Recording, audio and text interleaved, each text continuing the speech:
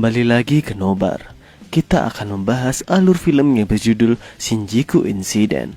Film yang dibintangi oleh Jackie Chan ini menceritakan bagaimana para gangster dari Cina berhasil menguasai Jepang, bahkan mengalahkan Yakuza terkuat di sana.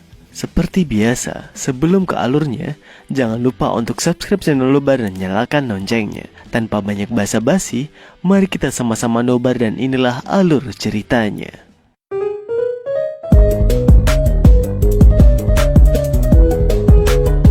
Jangan lupa subscribe sama tombol ring. Oke. Di awal film, terlihat imigran ilegal Cina yang berlabuh di suatu pantai di Jepang dan menyerang seorang polisi yang menghampiri para imigran ilegal.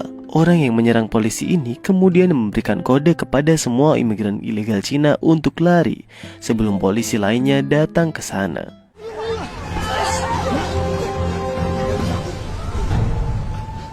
Kemudian, terlihat seorang pria imigran Cina yang mencuri pakaian dan sepatu. Dia bernama Tito. Dia adalah salah satu imigran ilegal yang baru saja tiba di Jepang dan mencari tempat tinggal. Dia merasa sangat ketakutan saat bertemu polisi.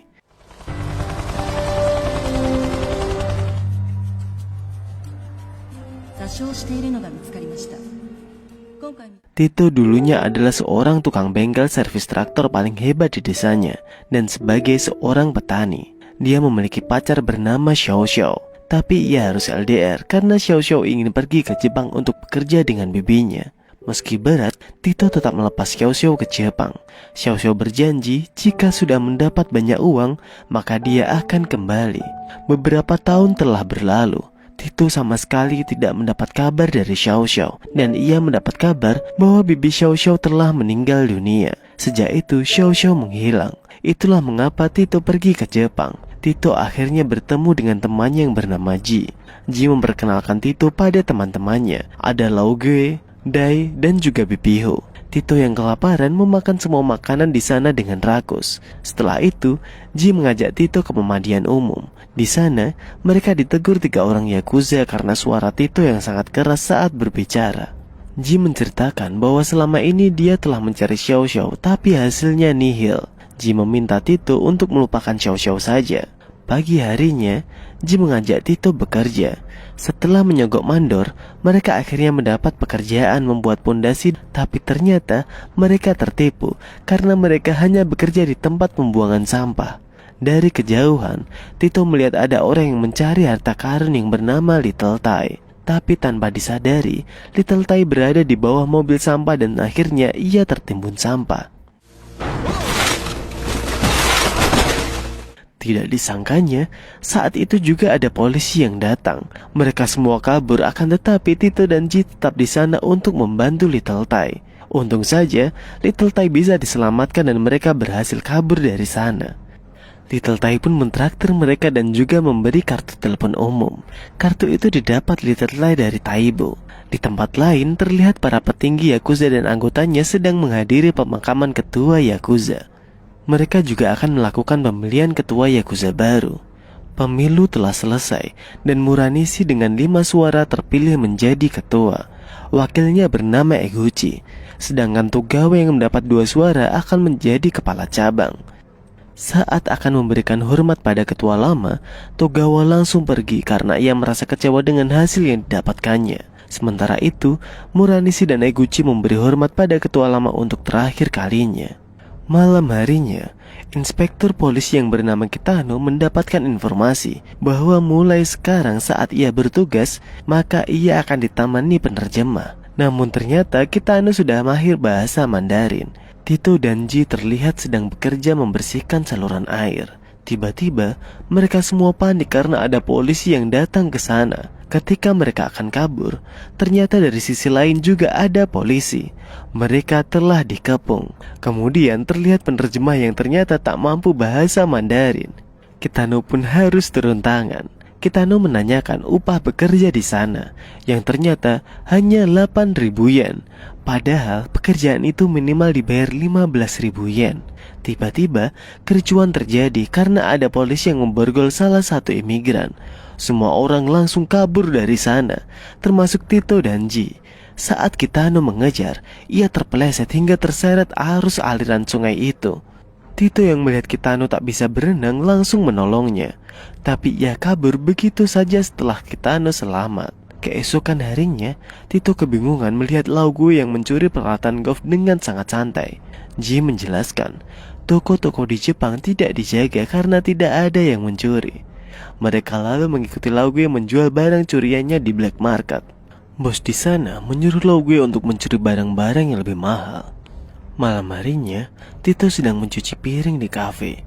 Saat beristirahat, dia dihampiri oleh wanita bernama Lily. Ia diberi uang karena merasa kasihan pada Tito. Setelahnya, Lily dibawa oleh kakek-kakek. Tapi tiba-tiba, mereka diganggu oleh segerombolan preman yang langsung melukai si kakek. Tito yang melihatnya segera menolong mereka dan mengusir para preman.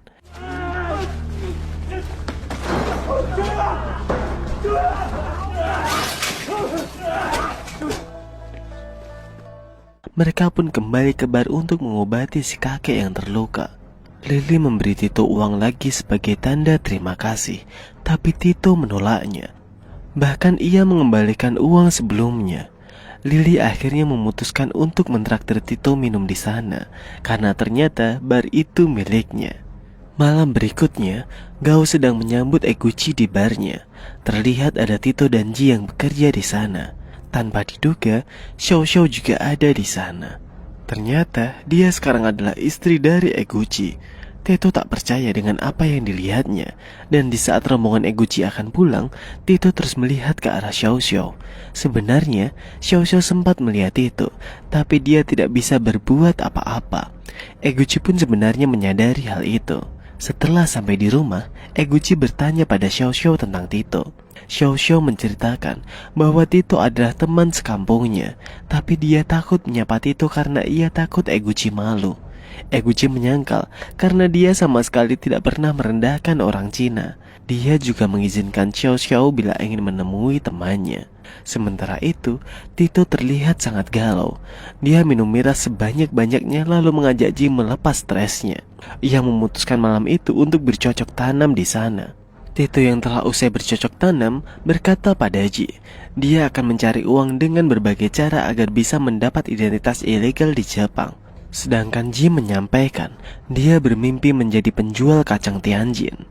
Keesokan harinya, Tito dibantu Little Tai menemui Taibu untuk berbisnis kartu telepon ilegal. Dia mengajak semua penghuni rumah untuk bekerja sama. Ia juga mengajak untuk mencuri barang-barang mewah dengan menyamar menjadi turis. Taibu pun menawarinya bisnis lain, menyeting mesin permainan agar bisa selalu menang. Waktu terus berjalan, bisnis mereka mendapat banyak hasil. Tapi di antara mereka, Ji selalu membuat masalah karena dia tidak punya nyali. Tito mencari ide untuk memberinya sebuah kejutan. Ia memberi Ji modal untuk berdagang kacang Tianjin. Ji terlihat sangat senang karena mimpinya akhirnya tercapai. Pagi harinya, Tito ke black market untuk menjual barang mewah curiannya. Tanpa sengaja, ia bertemu dengan Lily. Tito memberi Lily tas. Ia lalu menceritakan pekerjaannya pada Lily. Dari sana mereka menjadi semakin dekat. Tito mengenalkan Lily pada semua teman-temannya yang langsung disambut dengan pujian bahwa Tito dan Lily sangat serasi. Bahkan mereka langsung memanggil Lily dengan sebutan kakak ipar. Tapi karena suara mereka sangat keras, pemilik rumah itu marah-marah dalam bahasa Jepang. Sebagai permintaan maaf, Tito memberi kakak itu sebuah jam tangan mewah hasil curiannya. Akibat kejadian itu, Tito berencana mengajak semua orang belajar bahasa Jepang agar bisa membaur dengan masyarakat Jepang. Untungnya, Lily bersedia mengajar mereka semua bahasa Jepang dengan gratis. Kesenangan mereka malam itu bertambah saat Bibi Ho mengajak mereka untuk makan bersama, karena ternyata hari itu adalah tahun baru Cina. Sementara itu, Ji yang sedang dalam perjalanan pulang bertemu dengan seorang gadis Cina. Saat mendekati, muncul ayahnya yang bernama Tak. Ia tidak suka melihat Ji mendekati anaknya. Tapi anehnya, tiba-tiba dengan ramah ia